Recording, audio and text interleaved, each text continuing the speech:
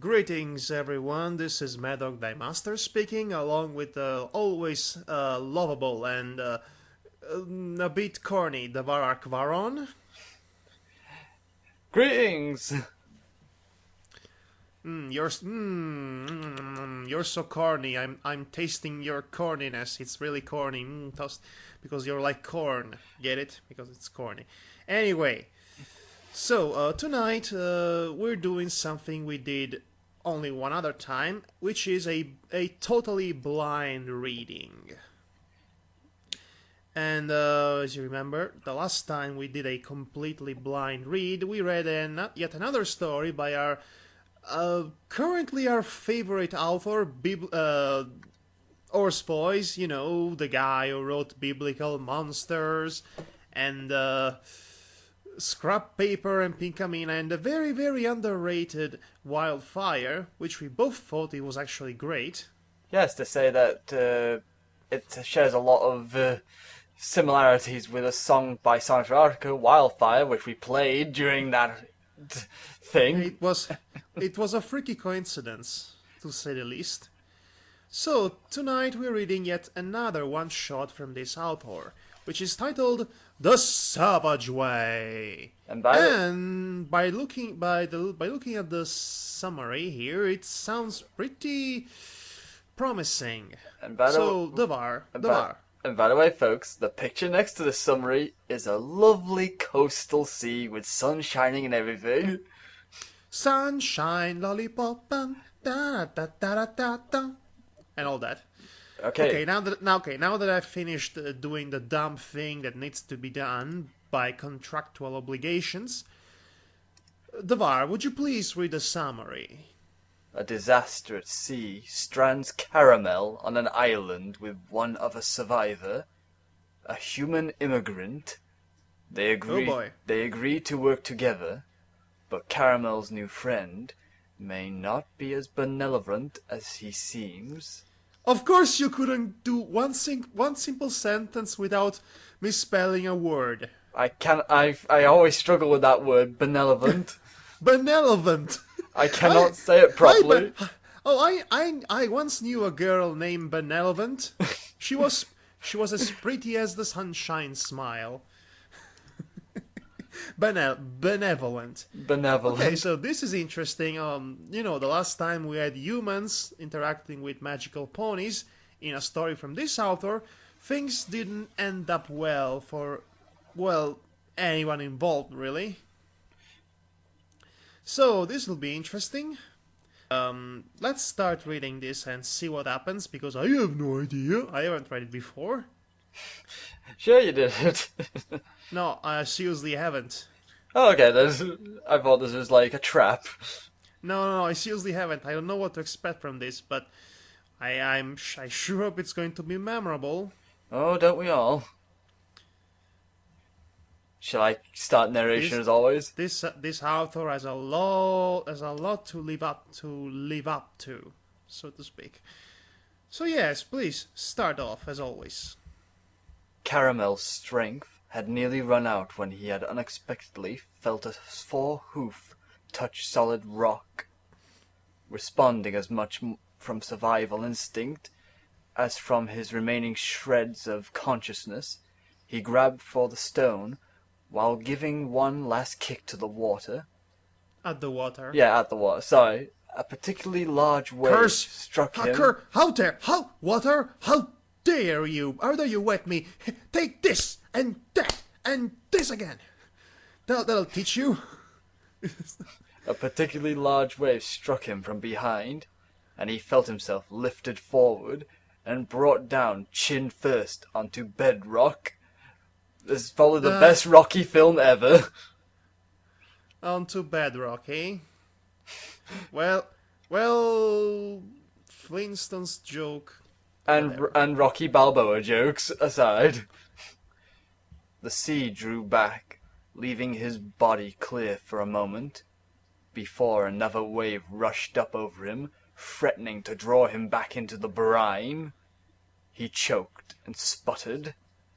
As the lightest wave broke and retreated bony mandibles, gripped his forelegs beneath the shoulders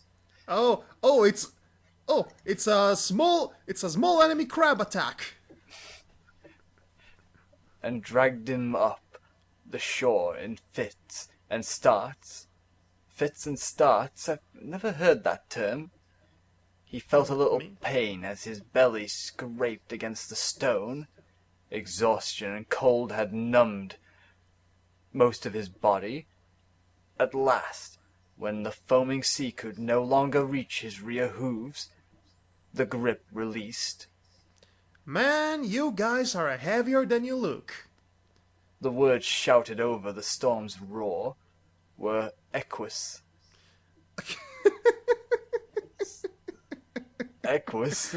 Okay, also for reference's sake, in the popular conception of the pony world by the fans, equus, or however it's pronounced, it's supposed to be the native language of the ponies, which is coincidentally very similar to English, as in it's the exact same language, but they call it equus. I can buy that. But if Caramel's mind had been clearer, he would have noticed the accent was wrong. He vaguely considered opening his eyes. Oh, so he has an accent, okay. Oi, you alive? Caramel responded Witness my horrible Australian accent. Caramel responded by vomiting some water. That's probably what everyone else thinks of your language, or I mean your accent. Well, I guess you're not all that alright, mate. Hey, Bruce. His name's Bruce. And his name's Bruce. And that's name's Bruce. Monty Python reference. Yes, of course. Go on. Then, taking heavy breaths, interrupted by deep coughs, the voice came again, fading quickly as exhaustion cast a veil of darkness over his mind. Oh, thank God. I don't know CPR for equines. And fun enough, there's a paragraph break here. Okay, Caramel's senses did not come back all at once. He was first aware of intense light shining through his eyelids. Then he heard a slow, regular whoosh of a calm day sea swell. How swell of the sea to be so swell, and felt salt encrusted around his nose and mouth, as well as rough stone under his right side. He opened his eyes as slowly as he could, so no sudden flash would aggravate the pounding in his head. One by one he moved his stiff, aching legs, making sure they weren't broken. He painstakingly rolled onto his belly, then struggled to his hooves and scraped some salt from his face with a foreleg. Moving his jaw brought pain. From when he hit it on the rocks, he guessed. He noticed scrapes on his knees and belly from being dragged by ... To Caramel's right, on the other side of a small hillock, came the clatter of dry sticks falling onto stone. As he shakily made his way toward the sound, he had to squint against the light that not only beat down from the now cloudless sky, but also upward from the sea. You know, this fanfiction had better start making mistakes soon, otherwise we won't have anything to joke about. Yeah, we have to try really hard. We don't want to try hard. We are lazy. Toward the shore, he saw a white dinghy pulled up just above the tide line, and a short distance down the rocky beach, a thin, gangly figure gathered driftwood. A thin, gangly figure. Why am I thinking of Slender Man? It's just because of the word gangly. Although, you know, if he was stranded with Slender Man, now that would make for an interesting story. So imagine a conversation between Caramel and Slender Man. So, how's it hanging? Silence. Huh. Always a pleasure talking with you. Because he has no mouth. And he doesn't And he must scream! we thought of the thing at the same. Except we I. thought the same thing at the same time. Yes. Except I said didn't. As Caramel approached, the tapping of his hooves against the bedrock drew its attention, and it nodded in greeting. "How you doing, mate?" it called. And he looked horrified. Oh, those humans are so ugly and horrifying. It was not Caramel's first time meeting one. They had made up a little over half of the ship's crew. Oh, really now? Really? Huh. Hey, I just had a thought.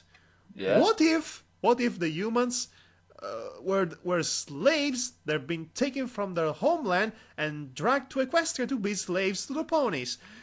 Oh, the implications of that would be mind-staggering. That would be equal to the music video of the Rainbow Factory. Which I haven't seen yet. Oh, I thought you would have done. No, I'm waiting for Lyra to be available to watch it together. Ah, okay. Which might never happen at this point. Anyway. The ship, he and his human might be its only survivors. Still groggy, he couldn't at first think of something appropriate to say. So he walked slowly toward his rescuer, hoping the human would assume he wanted to get closer before speaking. Or maybe, eat him. Yes, and Because ask for directions to the closest bar. Because for all we know, they're on a deserted island with no food sources on site. Or they're on an island with Dr. Kelso, who's having a nice Mahama Mama at the bar. Sir, I applaud you for the not immediately obvious Scrubs reference. Bravo, sir. Bravo. If I had a hat, I'd give it to you. Here, you can borrow my hat then. Okay, then give me my hat, then I give it to you back. Hey, thank you. There you go. Now that complete pointlessness has been dealt with, let's continue. Caramel didn't remember seeing him on the ship. He wore plain clothes, jeans, a sweatshirt, leather boots, and so was probably not a crewman. His blonde hair was cut quite short. Wait, are you in a deserted island with the crocodile hunter guy? He's been dead for a few years. I think I'm allowed to make a joke about him, but I'm not sure. So in that case, I'm just going to say it wasn't my intention to offend anyone. Now, he had a couple of days' growth on his chin. As Caramel reached him, he dropped another armload of driftwood onto a pile at his feet. Oh, those freaky hands sure are convenient for this kind of manual tasks. You'll be Caramel then. Okay. Thanks for pulling me out. Caramel said. The human half smiled. Alex Clark, nice to meet ya. I write sci-fi novels. Oh, I'm sorry. That name, Alex Clark, sounds such a perfectly fake name. Alex Clark. It sounds completely fake. I know. I don't know why, but I couldn't help but say sorry because it sounds so, unimpressive. No, it sounds like the name you give some sort of debutante sci-fi writer. That's why it sounds fake to me. He gave a shallow bow. A shallow bow. How can I use my arrows with a shallow bow? Sir, that's not practical. The two species. I know that's a terrible joke, but this. Do you see what I'm working with? This story doesn't have any obvious flaw to riff off of it. We just finished reading the most insane fanfiction ever. last time, so we're kind of drained as well. Yeah, that doesn't help us. The two species' height difference made hoof shaking inconvenient. So in the early days of interdimensional travel, oh no, I was hoping it wouldn't involve interdimensional travels. These stories always involve interdimensional travel. I just, my mind just blew at that word, interdimensional. I know what it means. It's just. Actually, after Equestria Girls, the idea there is a multiverse in the canon of the show, has become globally accepted. Basically, bowing became the standard cordial greeting. It's you. Caramel apple. The stallion bowed back. Same here. He made a show of glancing at the horizon, though he didn't expect it to find it broken by any rescuer's silhouette. Are we all that's left? All that's made it to this land, mate, Alex said. Sorry to break bad news if you were hoping for a peninsula. Caramel pointed his snout at the dinghy. Will you stop calling the guy dinghy? Do you have oars for that? That has a name, you know. By the way, oars as in O-A-R-S, not horse. So it's a different word. That's why I said oars. Yeah, but the people who'll be listening to this won't be able to see the words, so I have to, Oh, yeah, guys. Lost them in the storm. No motor either. Course, I don't think we'd make it to the land anyway. Why? Look at the sky. What are the space Nazis invading again? Do we have Alfred Hitchcock birds attacking? Caramel had only visited the equestrian coast a few times in his life, and the voyage. Sorry, that Frenchism came out of nowhere. Voyage. And the voyage, because it was a French word originally, so. And the voyage that ended in disaster had been his first. Looking into the empty blue, he found himself a little annoyed at the implication he should have nautical knowledge. A thought just occurred to me. Yeah? Imagine if the two of them would fumble upon the village from the wildfire story. The village. Wouldn't that make for some happy fun time, really? Oh yeah. Being chased by crazy villagers who want to burn you alive because they think you're a witch. And probably mistaking the human for a demon spawn from hell. Look, a demon spawned from hell. May we burn it? You did that one already. Yes, it was in the wildfire, so might as well connect the two. Okay. As far as I know, all these stories are happening in the same shared universe. Because it's cooler that way. There's nothing there, he said. Right. If we were near a coast, there'd be seabirds. Alex turned away and moved toward a scattering of ungathered driftwood. Okay, there seems to... Okay, so far, all we know about this setting is that there's the sea, and then there's bedrocks, and then there's driftwood. And a dinghy, apparently, too. A dinghy. Yeah, what the flying dick saucer is a dinghy, anyway? A dinghy is like a rubber boat. That's the easiest way I can think of. I thought it was a cousin of Dinky Island. Anyway. Yeah, where the big whoop is supposed to be. Hey, maybe they'll find the big whoop on this island. No, it's close to Booty Island. Oh, dang. Caramel stood silently for a moment as the ramifications sank in. Shadow! The ramification are now sinking in. He looked at the horizon more carefully this time. They'll look for survivors. Oh wait, that's Alex said that. They'll look for survivors, Alex said at last, returning to deposit a small arm load. Searching will be easier here than on Homeworld, 'cause they'll have Pegasi. I mean, there'll be Pegasi. If this island's on the map, they'll probably check it. Okay, Homeworld, by the way, with a capital H. Interesting.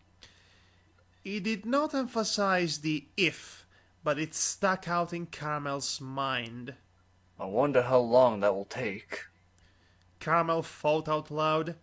Well, Alex said, good news is there's a little spring in the middle. I am not geologist, so I don't know if I come from Spice, Australia. So I don't know if that's weird on a small island like this, but I never took a gift or oopsie, he was about to make a faux pas. He stopped mid-word. Come on, I'll show ya. Oh, shame on you, good sir, Alex. He was about to make a very accidentally racist remark. Or perhaps the right word is speciest? Yeah, speciest would probably be the right term for this. Who cares? He led Caramel toward the island's center. The total dry land was a little less than a square kilometer. You can tell that this author is European because he's using kilometers instead of miles. So it's like us. We're both Europeans. So for us, it's normal to use. I think for the majority of the world, it's normal to use kilometer because it's the accepted unit of measure for distances, and America is the one odd out, basically. No, they want to feel special. They'll call football soccer. They'll use miles instead of kilometers. And they'll call rugby football, even though they don't use their feet. Rarely. Those crazy wacky American guys and gals. We loved them. And was mostly solid rock. Not the Americans, the story. Of course, yeah, the story. I just resumed reading. Luckily, much of this was covered by a layer of sandy earth, which dithered out just above the tide line, but grew thicker toward the middle. Okay, a bit of a description of the island. From this grew tall bluegrass, broken here and there, where bedrock showed through. Near the island's middle, Caramel heard a babble of flowing water, and hurried ahead to a brackish spring. From which trickled a shallow creek that cut a dark line through the soil on its way to the sea. This island sounds... The way it's described makes this island sounds like the best place ever. It sounds so delightful. There's nothing bad could happen here. Ordinarily, he would have gagged at its taste, but parched from the brine he had swallowed the night before, he knelt and slurped like an animal. Haha, like an animal. Get it? Because it's a horse. I was about to say something racist again. Come on, Alex said, when the pony at last rose to his hooves. I've only looked around off this place. Can I switch accent the next time I do this character? Knock yourself out, brother. Thank you. The two continued onward, eyes scanning the distance for any sign of salvation. Above the tide line opposite their arrival point, they found a cave. Oh, so this is going to turn into a cave story. Partly sheltered from the wind by an outcropping of worn stone, and barely large enough for Caramel to stand up inside. Oh well, looks like we can't have any funny quotes from The Cave. All enough room for one in here, Alex said. Yeah, take it, pal. I'll turn the boat over and sleep under that. You're claiming the one that's not as drafty? Caramel raised an eyebrow. Not to be selfish, I don't have fur. Here. Hair, No. Caramel said. Not fur. He raised no other objection, having slept outdoors before. Besides, if the cave's floor was too rough, he could sleep standing up. Oh yeah, because he is a horse. Though, well, okay. Well, Alex said a few moments later as they made their way back to the dinghy. Sounds so baffling, dinghy. I don't know why. This was some maiden voyage for the first ship. This was some maiden voyage for the first ship built by both species. Oh dear, that just seems quite foreshadowing and foreboding. You don't seem bothered. Alex's brow creased a bit. Survivor's guilt will probably eat once we escape. Okay. A moment of silence passed before Caramel gave a short, humorless laugh. Ha, ha, ha, ha, ha, ha, ha. I am Bozo the Clown. It could have been easier than this. He said. A unicorn could try some magic. A Pegasus could fly for help, and the rest on clouds on the way. There aren't any clouds. Not right now, but... Caramel's thoughts turned to a certain some pony. You know, my mare friend, You know, my mare friend is a Pegasus. She's probably worried sick right now. Maybe she joined the search. Well, hope so. Oh, well, hope so, Pally. If not, that just adds insult to injury. Why you sound like Sam now? I don't know, it just came to me. Caramel shot Alex a look. Okay. I know that doesn't help. Anyway, just think about seeing her again and maybe... Oh wait, that's Alex, isn't it? I think, because... Okay, I know it doesn't help. Anyway, just think about seeing her again and it'll keep you going. Caramel decided to change the subject. So, do we have a plan? Okay, here's the plan. Here's the plan. We stand in front of the sea. We look at it menacingly and we say, "Sea, open up. We have to pass." Oh, a better plan. That totally worked when Moses did it.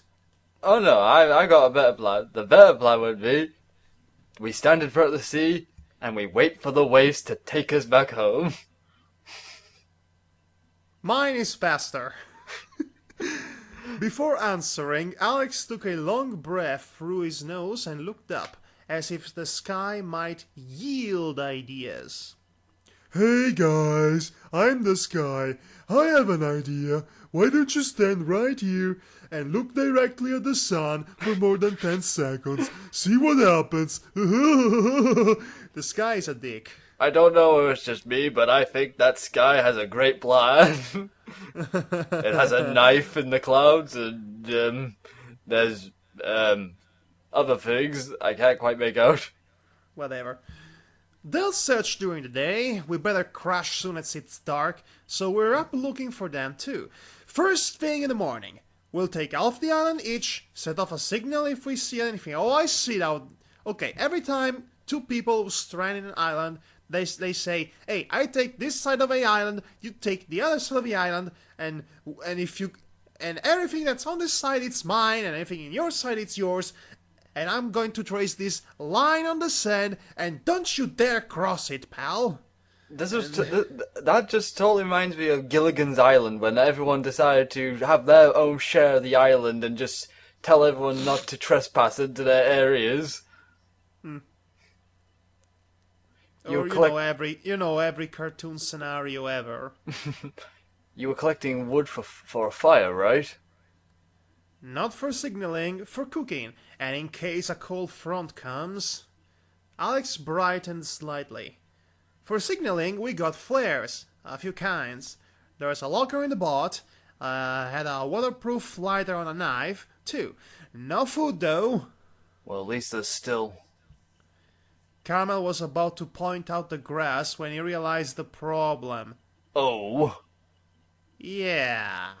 Alex looked away and there was another long pause. There's seaweed, he said at last, and maybe crabs or something near shore. Oh, how fancy! Caramel decided to make a point of not eating when Alex was nearby. Good choice, sir. Oh, may I interest you in a Chianti as well?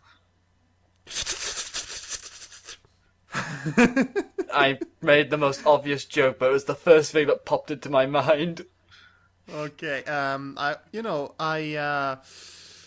Okay, so here's the situation right now. To recap. Okay, there is a human and a pony. The pony can just survive eating grass, but the human won't survive with grass, and there's seemingly no other source of food in the immediate vicinity. This raises alarms. Uh-huh. Well, let's see what happens. The next morning... Change of paragraph, by the way, so it's your turn. Of course. Might. Good. Okay, mate. The next morning, as Caramel approached Alex's side of the island, he heard a tapping of the stone on stone. Okay. No. Just no. Okay. Rounding the last hillock, he saw his new friend squatting over a small pile of flints, using one rock to carve another into a rough spearhead.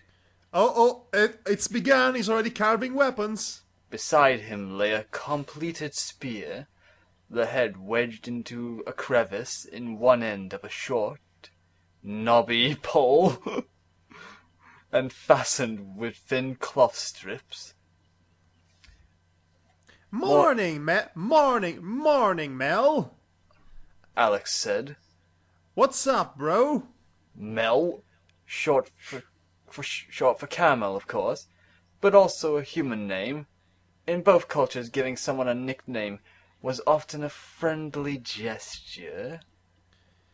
Even if you lost everything else, you can still have friendship. Let's see how friendship is going to feed you both.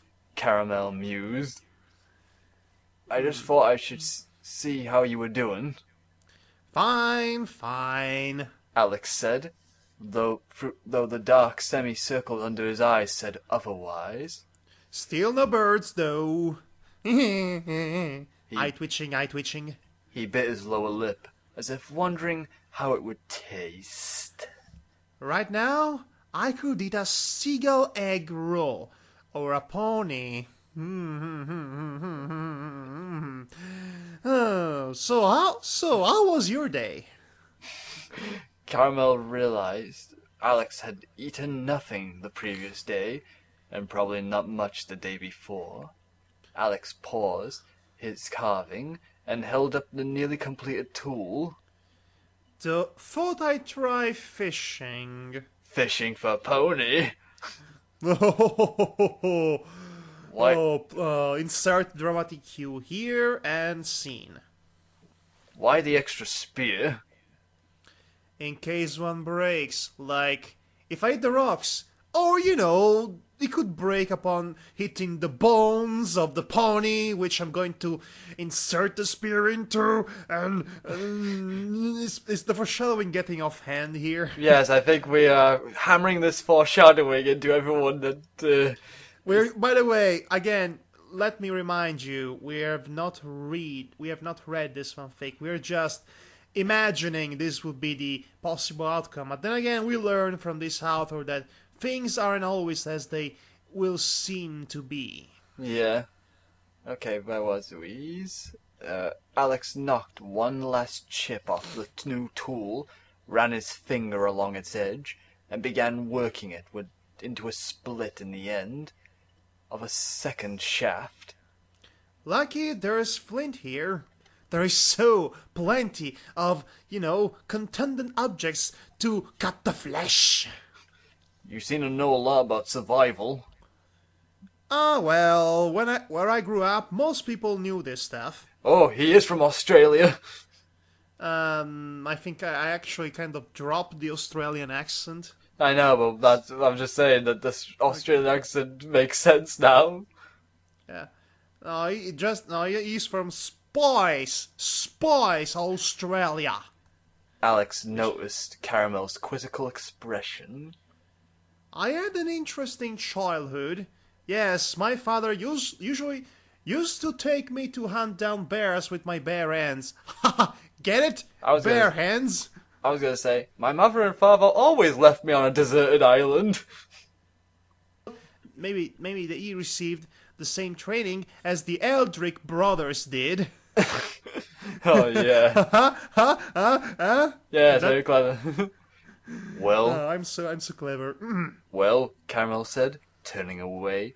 I'll leave you to it then. Hold on a sec. I want to try this spear on you, can I? That's not what he said. Yeah, Caramel turned back and saw Alex. By the way, Caramel isn't really all that bulky. You're giving me a voice like a son. Well, I'm trying to sound like a man compared to, you know. I think he's very youthful.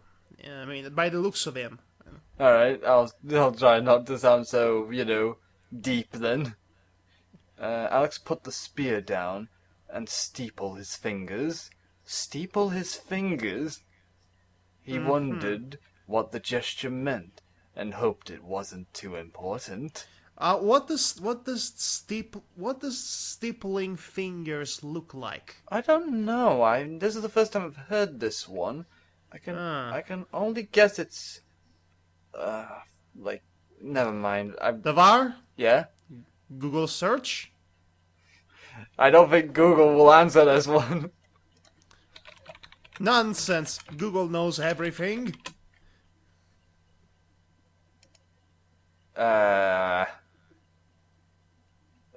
Found anything?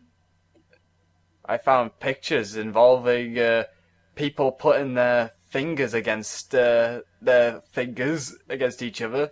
You know, looking either evilly or something. Oh, you mean like what Monty Burns does? The excellent. Yeah, maybe that's like it. That? Oh, okay. He's planning something evil and devious, isn't he? Okay, thank you for clarifying that. Once again, Google delivers. Oh, hail. He wondered what the gesture meant, but hoped it wasn't too important. Okay. Look, don't take this the wrong way. Alex said slowly. I want to declare a ban on talking about our personal lives. Actually, we shouldn't talk at all unless it's about surviving or escaping. And keep it brief too. Why? Because I don't like the idea of befriending the livestock. That's why. Oh, we're hammering this down really hard, aren't we? It's either this or Wilson. Wilson. Oh yeah, Wilson. I hate that movie. Anyway. It's a small... oh wait, that's Alex.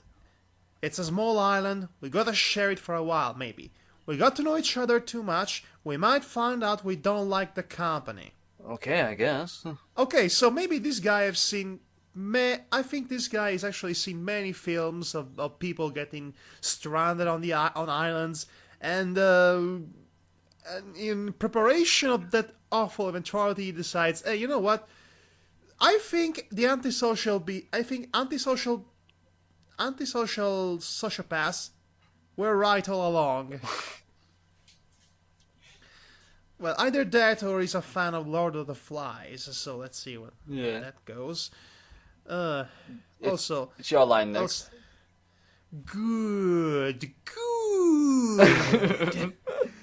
Anyway, I'm totally so glad you dropped in. Alex stood and gathered up both spears, a knife, and more cloth strips. So, I want to try your side of the island first. Saw a fish jump there yesterday, dude. Think you can watch think you can watch this side, bro? Of course. The flowers I gave you, where are you keeping them? The cave. Good. Mine are in the dinghy. Okay, wish me luck. Alex didn't hurry, but plodded steadily to save energy. Caramel supposed. He'd hoped Alex wouldn't find the cropped patch of grass where he had breakfasted. Okay, this relationship is off to a good start. Keeping secrets and lies and antisocial behavior. I can think of a, I can think, you know what I think? What? Nobody is going to die by the end of it. He's calling it, folks. I think it's going to be, they do this, they survive for a while, then they get rescued, and that's the end of it. Imagine that. Imagine that. That's very uneventful, but let's see if that's true. Okay. Of course, it might not matter. Alex wouldn't always be able to ignore his misery having no company. Caramel opened the dinghy locker. They had a locker in that dinghy? There's a that dinghy locker in the dang dinghy thing. Oh, the dang dinghy locker. Here in the sealed plastic bags were the flares, 3 red ones for night, and 2 smoke canisters for day. He took one of the smokers with him, and made a mental note not to leave it behind somewhere at the day's end. Taking position on a high knoll, a short distance from the tide line, he began slowly scanning the distance, left to right to left. Would you mind picking up the pace a little bit? Less than half an hour passed before Caramel found himself bored. He knew it didn't make sense, after all. This was the sort of misadventure ponies wrote stories about. Or leave them in the first place, because, Equestria is 1 crisis a day, basically. So, But with also, after Daring Don't, we learned that all fictional characters from fictional stories in Equestria are actually real people. But with the bare minimum of his needs met, and with nothing to do but scan the horizon hour after hour, occasionally munching a bit of grass, his mind wandered. Still, Yippee-diddle-doodle-doo, the wonder over yonder. Still, he reminded himself, boredom was far from the worst thing out here. Yeah, like the person who could very well go crazy, stab you in the flank with a spear. And his freaky hands. If storms in this area were as violent as the last one, I was about to be Elmer Fudd then for a second. And formed as quickly as it had, another might leave nothing for searchers to find. Why was I even on that lousy ship? He thought. I should have just sold that ticket. I should have said, if my mare friend can't go too, neither of us goes. She wasn't keen on me going. How could I have been so selfish? And aren't tickets supposed to come in pairs when you win them like that? No. Okay, so let me get this straight. Is this the... So basically, the guy was in the premise from Titanic. Yeah, he wins the tickets and he go on this cruise ship and then he dies. Yes, that seems to be mirror imaging. That yeah. Another more obscure reference would be the vocational death cruise. And look it up later on Google. It's a thing. It's a thing that exists. He rose and began pacing, his legs trying to keep up with his mind. He hadn't gone far when his hoof came down in a patch of freshly turned earth. In 1, 2, 3 places he could see the sod was crudely ripped from the ground and broken up, and the shallow topsoil stirred around. Caramel stared at the diggings, wondering if he should ask about them. Okay. Ask me about diggings. Okay. What's with all the diggings? I don't know. What's up with all the diggings? What's digging into you then? I dig these diggings. I really dig this. As he turned away from the holes, the answer hit him. Alex had been looking for worms. Oh, you mean to tell me he's hungry for worms? They're not gummy worms, man, but they will do. Now you should say angry for words. Whatever. It's a stupid Metal Gear Solid reference anyway. Oh, look at you! That I never quite understood to begin with. Look at you! I never played a single Metal Gear Solid game, so you're free from that. Caramel had heard from Ponyville homesteaders.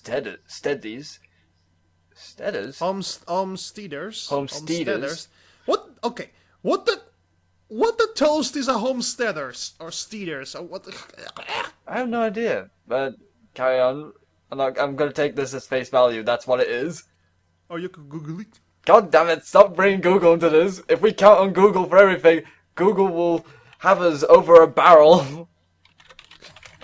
And yet I'm still using. Google Damn you! Google is going to do a barrel roll. Actually, straight enough, that is actually an Easter egg on Google if you type that in. Really? Yeah, it's an Easter egg. The whole page will do a barrel roll. There's a little something for you folks. Squatter, someone who settles lawfully on government land with the intent to acquire title to it. That's what it is, apparently. Homesteader. Who sometimes needed to feed carnivorous animals. That worms could be used as fish bait, but Alex had no hooks, and to an omnivore, they could only have one other use. Oh well. And we go to a paragraph. Okay. Remember the kid in the Simpsons who liked to eat worms? He had only one really quick appearance. Yes. In one of the backstory episodes that tell about Bart's first day at school. Oh well, looks like my first 15 minutes of fame are over. And he was eating worms. So Yeah. the human is doing that basically. If that's what's being suggested here. Either that or he's the older version of that kid.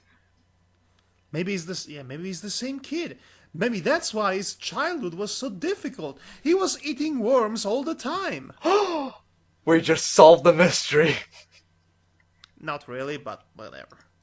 By late evening, a scattering of wispy clouds had gathered in the west. By the way, that's the speed you should go, Davar. And the setting sun lit them up in red, reminding Caramel first of fire, then of blood, as the twilight deepened. Oh, man, that sounds so wrong, you have no idea. Yes. The twilight deepened. Oh, man, seriously?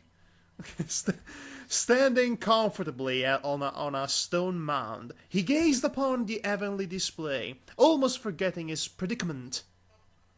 I like the word predicament. Predicament. I like to say predicament. From behind him, growing slowly louder, came a rhythmic clink, clink, clink of hardwood meeting stone. He turned to see Alex approaching, carrying one spear and using the other as a walking stick. Okay. Apparently he had the most epic crab battle ever.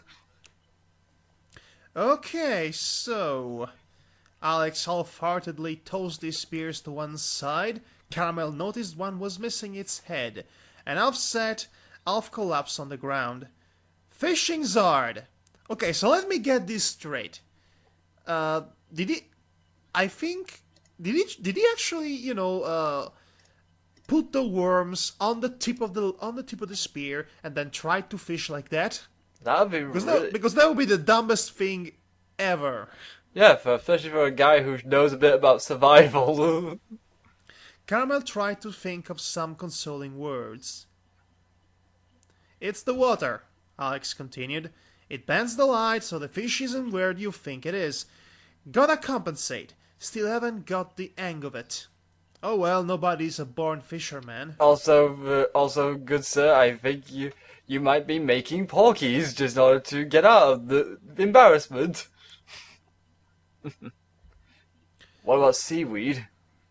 I looked around. Isn't as much as I thought. Most of it's stingy and stringy and tough like grass. Don't know if I can digest it. Alex paused to scratch at his scalp, and Caramel noticed blotchy sunburns on his arms and neck, as well as a scab where his lower lip had cracked. Wow, Caramel had it easy, apparently, on this island. Yeah, he can eat grass. How long can you last? As the words left his mouth, Caramel wondered if he was prying too much. Couple of weeks maybe. Well, he's taking this whole near-death experience quite positively, Yeah. isn't he? Yeah, he definitely is. A bit too carefree, if you ask me.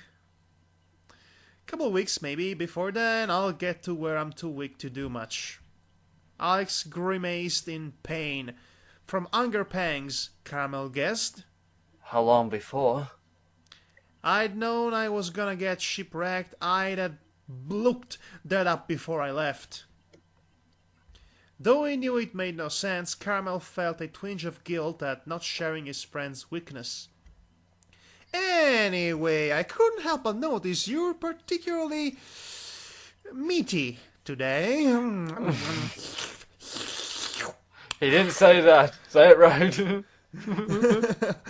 Meetings in the morning and evening are a good idea, in case one of us thinks of something.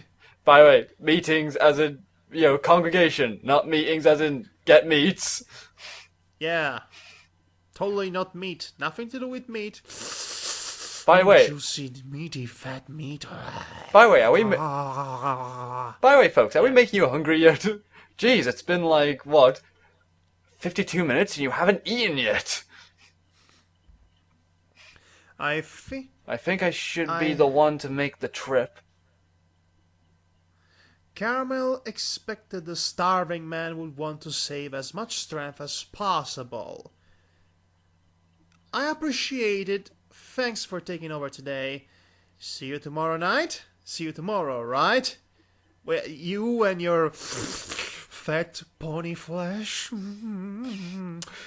But lucky for you, I'm vegetarian. I am one of those vegetarian cannibals, One time I would have probably eaten you. I would have cooked you slowly and used local condiments and boiled you for 3 hours. What, you're saying this guy is one of the cannibal islanders from Monkey Island 1? No, actually Monkey Island 3, because they were vegetarian in the third game. Oh, yeah. Which is, is the second worst. Walking back to his side of the island, the Caramel kept his head low and let his tail droop. His tail is like, I should have just stayed in bed. With my mere friend. He hoped Alex wouldn't see through his show of listlessness. By the way, to get some water. Be back in 30 seconds. Okie dokie. Okay, entertain the crowds with some of your witty British humor. Witty British humor, but I don't have any.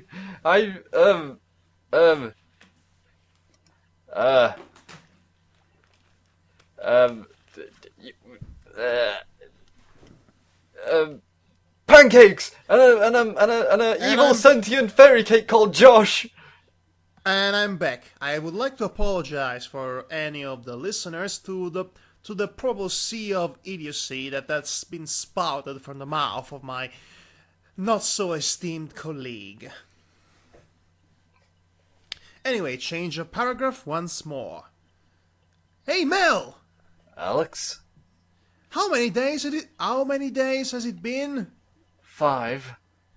Since we got here, or since your first morning? First morning. Then it's 6 days. More like 5.5. Caramel thought. They had not Details. They had not reconvened in some 48 hours. The latest exchange, which began as soon as Caramel got close, made him wonder if he should have waited longer. The last few days' meetings have yielded no new ideas, nor encouraging news. Not that it surprised him. In stories, castaways always found themselves on islands that, with some effort, yielded at least the bare necessities of survival. Yes, they are called the islands of The alliance of conveniently placed survival possibilities. Here, a necessity was utterly absent, and no mortal power could change that. No, that wasn't strictly true. When Caramel approached Alex that morning, he had seen him sitting cross-legged before his campfire, roasting tiny chunks of ugly flesh impaled on sharpened branches. Did he actually manage to fish anything? Well, let's see what he's got. Before their attempt at conversation, he had set them down on a clean stone to cool. Now he began biting the pieces off their skewers. Each was less than half a mouthful. Limpets and snails. Well, Oh. that's all.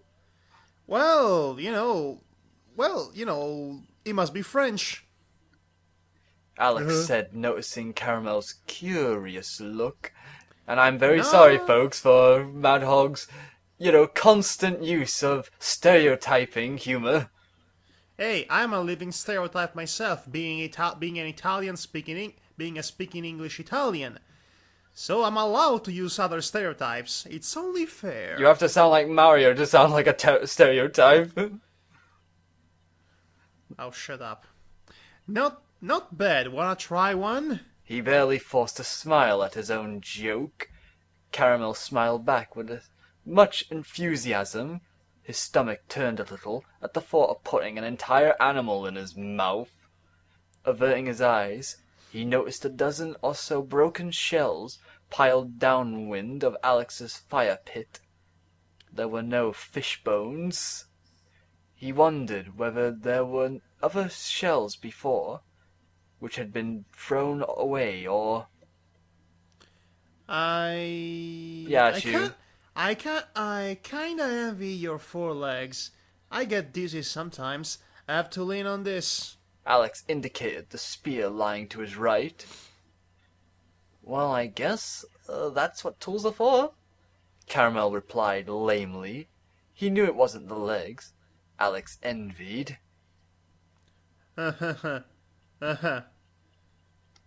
This goes on, you'll soon be able to carry me easy. Alex went on. Might have to, if rescue doesn't come soon. Caramel noticed Alex's boots were gone. Oh my god, he ate the boots! Oh, okay. What happened to your...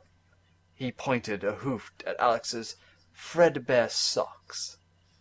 Do you really need to know? Oh god, no, I'm good. we're fine, we're I'm fine. good. We're fine, totally fine. Yeah, we don't need to know. Alex turned towards Caramel, an edge in his voice, and a crease of anger on his brow, as if the question compounded some existing annoyance.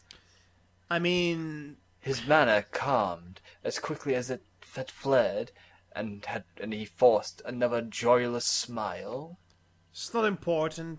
Found a good use for him. Okay. Not questioning this any further. A few minutes later, as Caramel walked back to his cave, his hoof fell upon an irregular lump covered by a patch of flattened grass. Curious, he pushed the grass aside, uncovering a rubber sole, boot laces, and metal parts. The leather was gone. Dun dun dun. Caramel remembered Alex's smile and thought, as if for the first time, about how sharp human teeth were. Na na na. Yep, apparently he's also that one James Bond villain. I forgot his name though. Okay. So this author is doing a very good job in foreshadowing what is now pretty the obvious. And with this paragraph break, And knowing this author is probably going to be something completely different by the end of it, because that's what he usually does in this kind of situations. So let's see if that goes the way we think it will. carry on with your turn. Alrighty then. Caramel couldn't sleep. Since the last meeting, a fault had Percolated? Google. Percolated?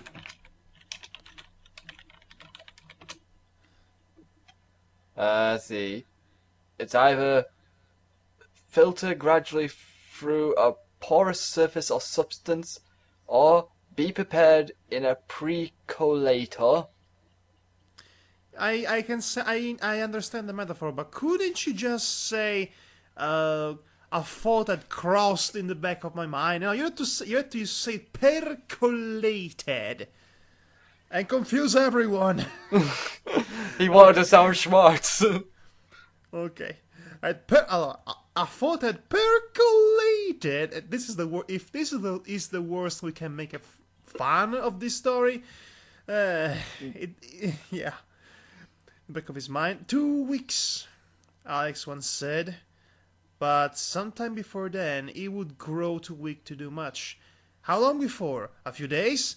Alex said he didn't know. Was that true? Alex was wiry to begin with. Wiry. So it couldn't be that much longer. Not long ago, in a galaxy not so far away, Caramel would have felt sorry for the starving man. Now, he wondered what the human might do if... although he would have to live with himself if... But then desperation often brought out the worst in some pony. Or someone. I love those little pauses of like he didn't want to think about it. Yeah. Should I try to trick him into admitting it? No, you're gonna make things worse for yourself. Yeah. Nope. Ridiculous idea. If the human could do what Caramel suspected, he would already be thinking about it. What makes you think he isn't? Oh. Loud in the early morning stillness, there came a sudden expletive, and the clatter of a stone bouncing across bedrock. Oh, dinosaurs are invading the city, apparently. Caramel's ears swiveled instinctively toward the noises, which came from the right of the cave mouth and a little way down the beach. But if Alex was on the beach, why hadn't Caramel heard his spear tapping against the rocks? He's sneaking up. Oh, paranoia is sinking in. The soil outside the cave entrance muffled Caramel's hoofsteps as he hurried away from the sound, resisting the urge to break into full gallop. The stone outcropping, which had shielded him from the wind, now blocked the approaching human's view. Some distance from the cave, Caramel crouched behind a boulder and picked back the way he came. A cloud moved away from the moon's face, and Caramel saw a lean figure, slightly hunched over but throwing a long shadow, approaching from around the outcropping and creep toward the cave, gingerly shifting one foot, then the other. It did not lean on the spear it carried. Caramel waited until the entrance completely swallowed the human's form, then rose and hurriedly trotted closer to the island's opposite side, stopping when the cave was just out of sight. As he stopped behind a large tuft of grass, a shout broke the silence. "Hey, Mel, where are you, buddy?" Maybe I should say, "Hey, Mel, where are you, buddy?" It's more along the lines of to me. Hey, Mel, where are you, buddy?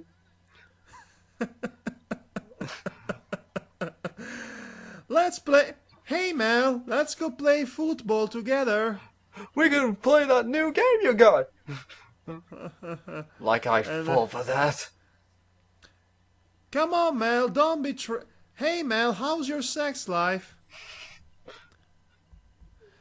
You okay? Thought I heard you yelling. Liar, you heard your stomach growling. Caramel caught himself pawing at the ground and forced his hooves to remain still. Oh, you're off doing business. Okay, I'll wait. I'm starting to get the strange feeling now. It might be the opposite. The Caramel's going crazy. Yes, of course. That's also a very cliched thread that's already been crossed several times before in fiction. Yeah. So yes, either way, it will be predictable. The unpredictable thing would be... actually, I don't know what the unpredictable thing would be like. I don't know, aliens? Silent Hill and take of aliens. Whatever. Of course you will. And by the way, the ponies are not what they seem.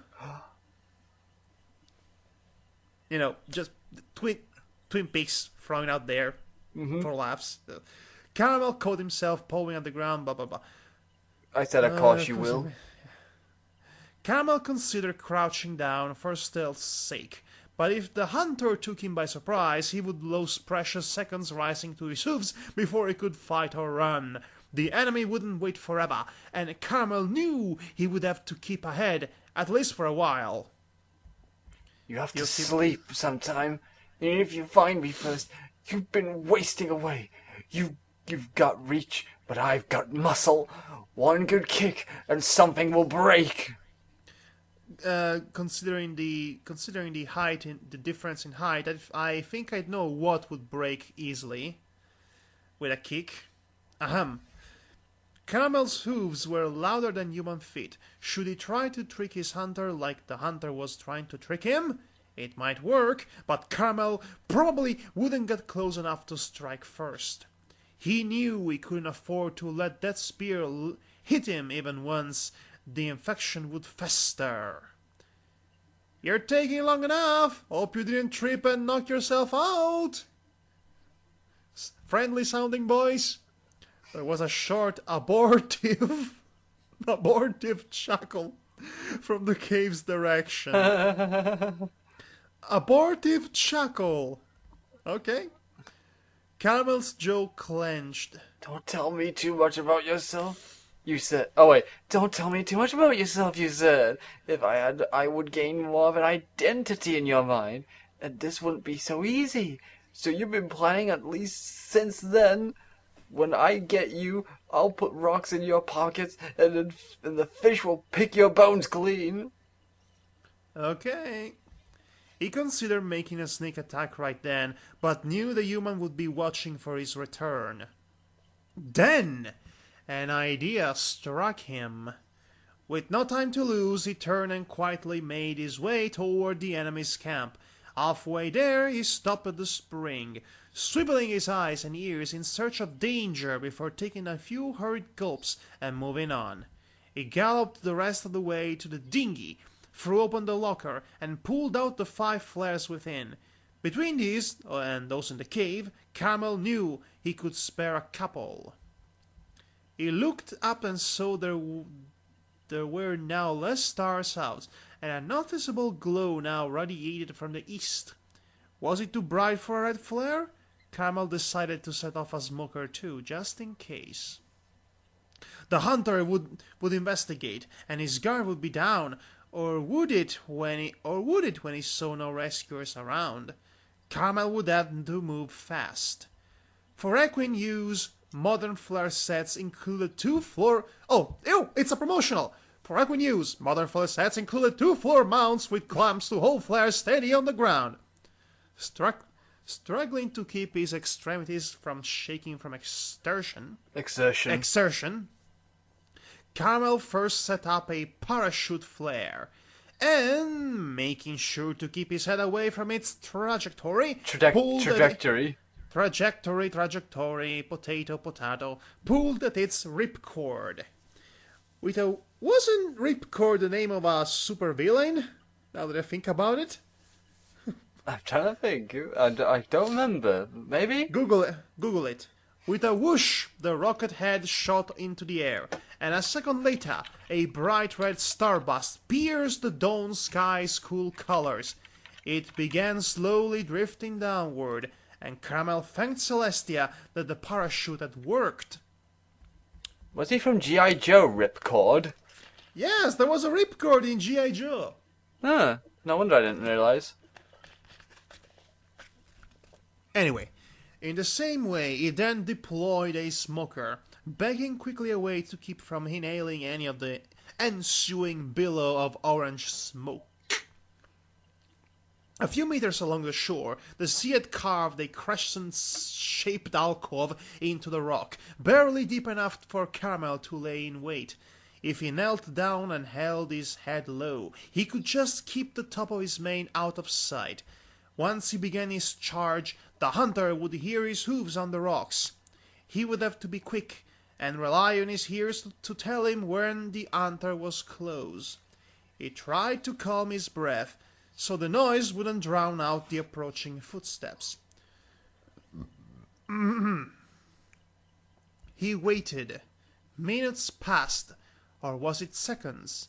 Caramel looked up to see the smoke drifting slightly to the east as it rose, and he found himself surprised by how long the flare kept releasing its charge. It made sense, of course, as a steady column would be easy to follow from a long distance. A quiet doubt, which for a while had nagged him from the back of his mind, finally bubbled to the surface of his consciousness. The hunter wasn't wearing boots anymore. His feet would be almost soundless on the rocks. Oh yeah, because he ate his boots. Caramel considered risking a peek from his hiding place, so as not to miss the opportunity to attack. Then the question was rendered moot. Okay. From the flare's general direction he heard an exclamation in English, and then, in heavily accented Ecus, a shout. "Hey, Mel, they saw it, they're coming, where are ya?" Well, this doesn't sound like a trap. At all. Caramel's whole body twitched as he suppressed an urge to jump up and look. Was it another trick? Of course it was, of course. Even in his haste he would have noticed searchers. Now the predator had given away his position and would expect his prey's guard to be down. Caramel sprang from the alcove. Okay, there's a mistake here, but from. Yeah, two froms. It's not one from is not enough to emphasize the fromity of it all, and began to gallop with all of his strength toward the enemy, who was now leaning on his spear with one arm and waving wildly with the other. Seconds into this last desperate charge, Caramel stopped short. Silhouetted against the last of the morning colors, the new day's sunlight glinting off its silvery hull, was an airship. Its prow was pointed toward the island. Oh, okay. Well, that was eventful. Well, that ended with no major incidents for a change. Okay. Change of paragraph. And I eat that paragraph because I'm hungry. Okay, I'm going to eat my shoes in the meantime. A few hours later, Caramel left the galley. I don't know why I said gallery. And headed for the sick bay. In the past few hours he had received hearty congratulations, hoof bumps, an honoured guest tour of the ship, and several heaping plates of hay fries. I don't know, the hoof bumps seem quite epic. Okay, yeah. Hey, bro, you totally survived that freaking incident. Hey, bro, you totally Hey, bro, you totally survived that nasty castaway accident. Hoof bump, man. I have my suspicions, but I won't say it until I actually see the end. Me too. This is way too easy. His cabin, designed for important passengers, included a private shower stall, and for the first time in days, he had no salt residue on his body. The swiftest Pegasus on board had volunteered to fly ahead and send home news of his rescue. Now, with time to himself, Caramel sought to satisfy his curiosity. Sick bay's only occupant dozed in a bunk. On the bedside table were two half-empty lidded cups, one with water and the other with a protein mix. Alex opened his eyes at the sound of Caramel's hooves. Hey, Mel! Very hearty, just for someone who's in bed sick. Alex, how are you? Caramel's resolve faltered slightly. Earlier that day, he had planned to kill this man, and now had come to confront him for trying the same thing. But it was too late to retreat now. Bit better. Alex said. I could walk around, but the ship's doctor insisted. Bed rest. Oh, those evil doctors! Well, that's good to listen. Well, that's good. Listen, one question. One answer. When the airship was in sight, you weren't on your side of the island. I had to set off your flares. Where were you anyway? Caramel would have brought it up more tactfully if he hadn't been in the right. Hey, I could ask the same thing. In fact, you know what? I think I will. A little evasive, huh? Caramel thought, but he only said, I asked first. Fair enough, Alex said, still seemingly calm. Thought I heard you shouting something, so I went to ask what was up. You thought my voice would carry all the way across the island? Silly, right?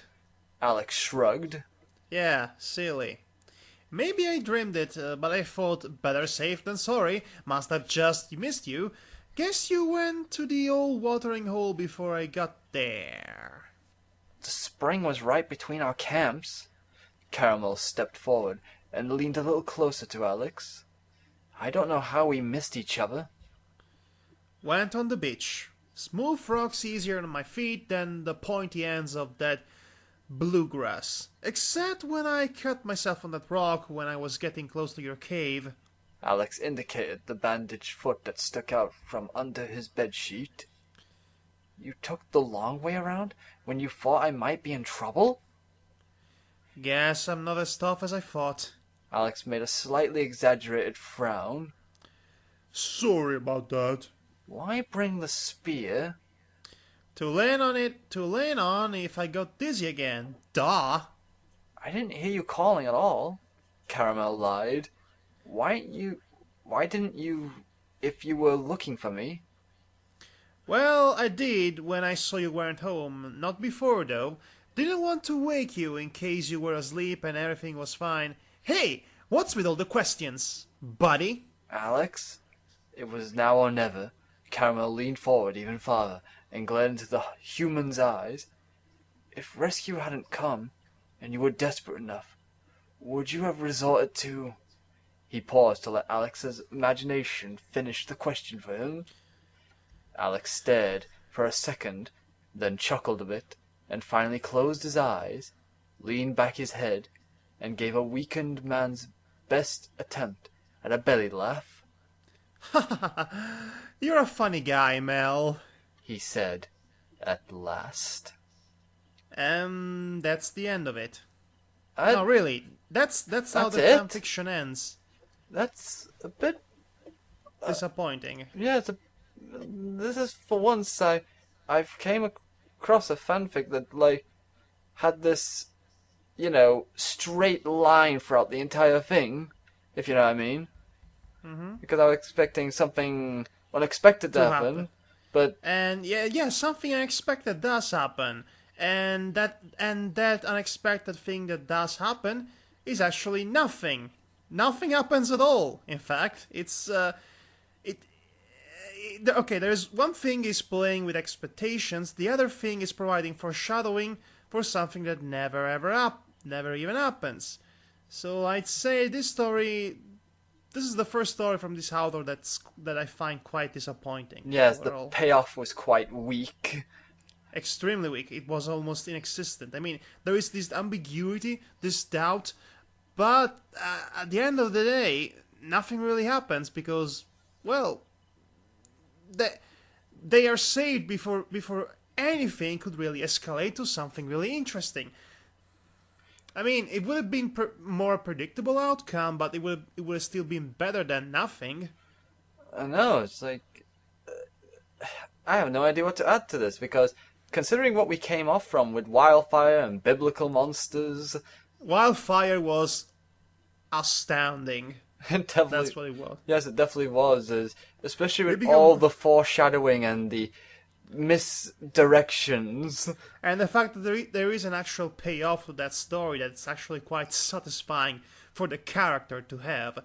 And Biblical Monsters is quite, it's almost incomparable as a story. I mean, it was really that good. And so this one is weak.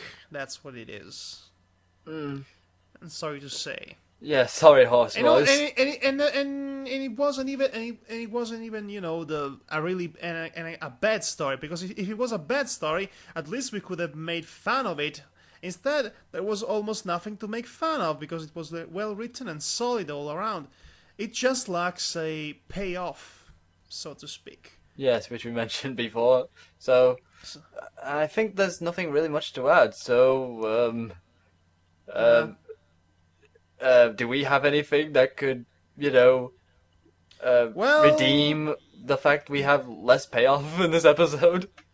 Well, there is one story from this author,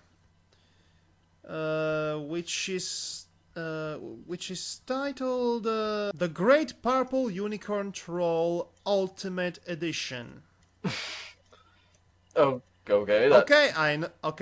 Okay, I know what story from this author we're reading next. Oh, now, no. that one is definitely going to give us something to talk about, just judging from the title alone. The words "oh no's" come to mind. Pretty much. Well, that's about it. Yeah. Alright. Alright. That's the end of it. This was our most uneventful, uninteresting read, I'm sorry to say. Hopefully Wow, and that's what happens when you do blind reads, so yeah. Well, maybe next time we'll have something more memorable for our tastes, so to taste and all that thing and all that stuff. So for now, this has been Madhog Thy Master, And this has been Devar. and don't get marooned on deserted islands, I guess. Yeah, and don't accept prizes for tickets to a nice, lovely cruise. Otherwise, you're gonna get marooned on an island, and you might get eaten by a horse. Or maybe you get saved before. Yeah, it could happen. So unless you're a horse, then you can eat the grass. Okay, good night. Good night. This didn't make any sense at all. Then.